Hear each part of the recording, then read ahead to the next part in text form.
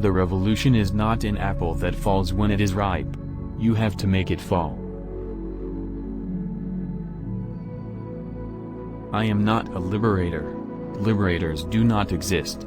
The people liberate themselves. We must strive every day so that love of living humanity will be transformed into actual deeds, into acts that serve as examples, as a moving force. Every person has the truth in his heart. No matter how complicated his circumstances, no matter how others look at him from the outside, and no matter how deep or shallow the truth dwells in his heart, once his heart is pieced with a crystal needle, the truth will gush forth like a geyser. Where a government has come into power through some form of popular vote, fraudulent or not, and maintains at least an appearance of constitutional legality, the guerrilla outbreak cannot be promoted, since the possibilities of peaceful struggle have not yet been exhausted. A new era will dawn in Africa, when the impoverished masses of a nation rise up to rescue their right to a decent life from the hands of the ruling oligarchies. Be realistic, demand the impossible.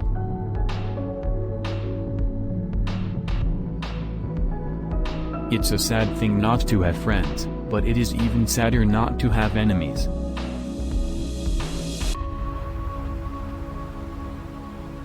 I knew that the moment the great governing spirit strikes the blow to divide all humanity into just two opposing factions, I would be on the side of the common people.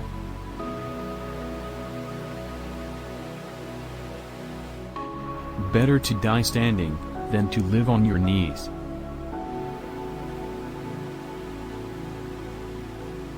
The true revolutionary is guided by great feelings of love.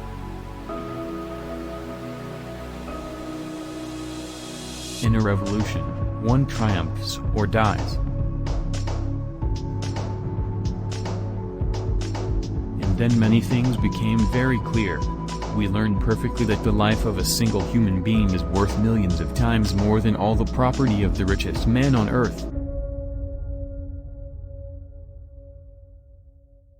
Democracy cannot consist solely of elections that are nearly always fictitious and managed by rich landowners and professional politicians. The interests of the IMF represent the big international interests that today seem to be established and concentrated in Wall Street.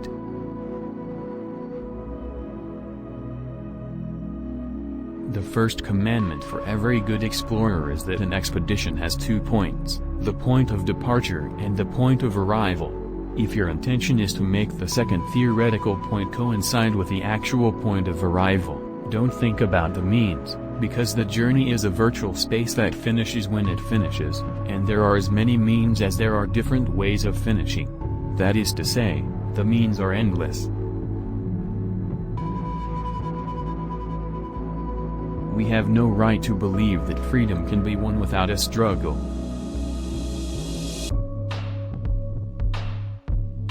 Silence is an argument carried out by other means.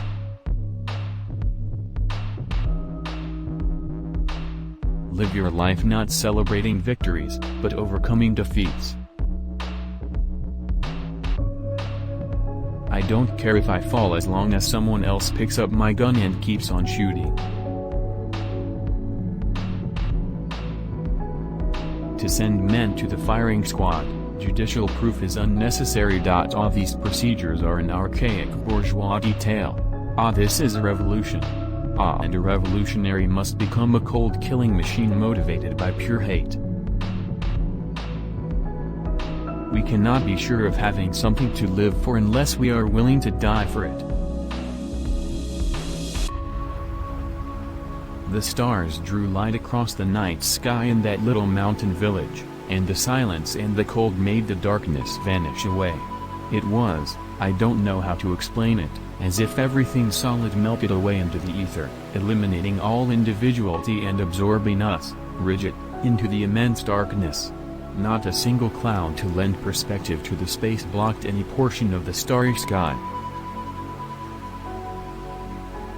I also know, and this won't alter the course of history or your personal view of me, that you will die with a clenched fist and a tense jaw, the epitome of hatred and struggle, because you are not a symbol, some inanimate example, but a genuine member of the society to be destroyed. The spirit of the beehive speaks through your mouth and motivates your actions. You are as useful as I am, but you are not aware of how useful your contribution is to the society that sacrifices you.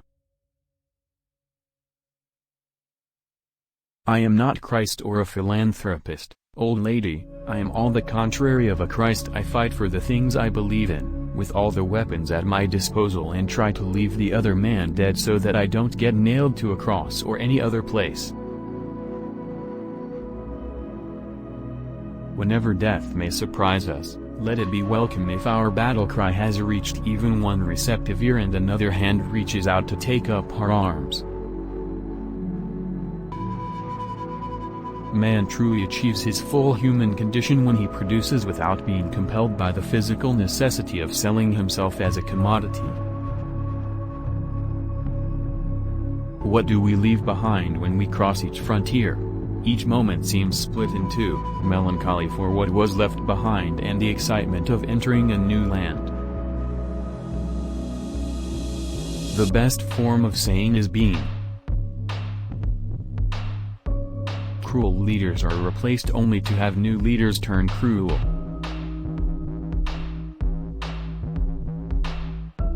I have come to communism because of Daddy Stalin, and nobody must come and tell me that I mustn't read Stalin. I read him when it was very bad to read him. That was another time. And because I'm not very bright, and a hard-headed person, I keep on reading him. Especially in this new period, now that it is worse to read him. Then, as well as now, I still find a series of things that are very good.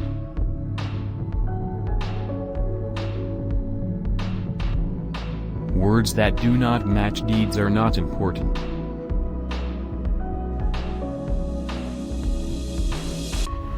The merit of Marx is that he suddenly produces a qualitative change in the history of social thought.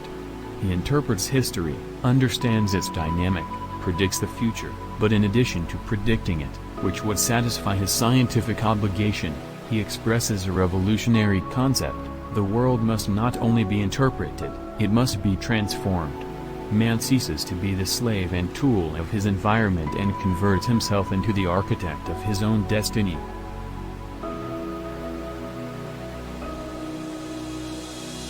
This is not a story of heroic feats, or merely the narrative of a cynic, at least I do not mean it to be. It is a glimpse of two lives running parallel for a time, with similar hopes and convergent dreams.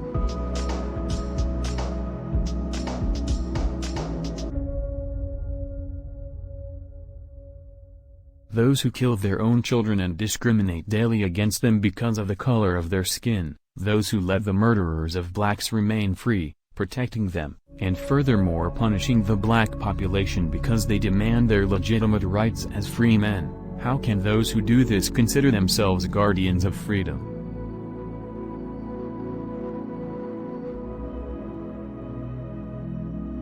In a revolution one wins or dies, if it is a real one.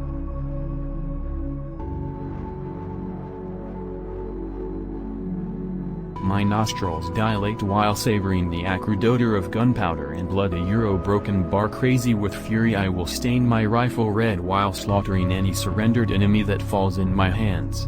With the deaths of my enemies I prepare my being for the sacred fight and join the triumphant proletariat with a howl.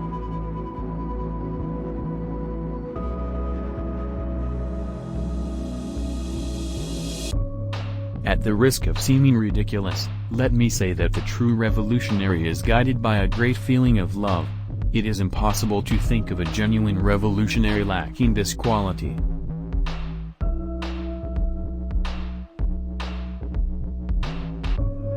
There are no boundaries in this struggle to death. We cannot be indifferent to what happens anywhere in the world, for a victory by any country over imperialism is our victory, just as any country's defeat is a defeat for all of us.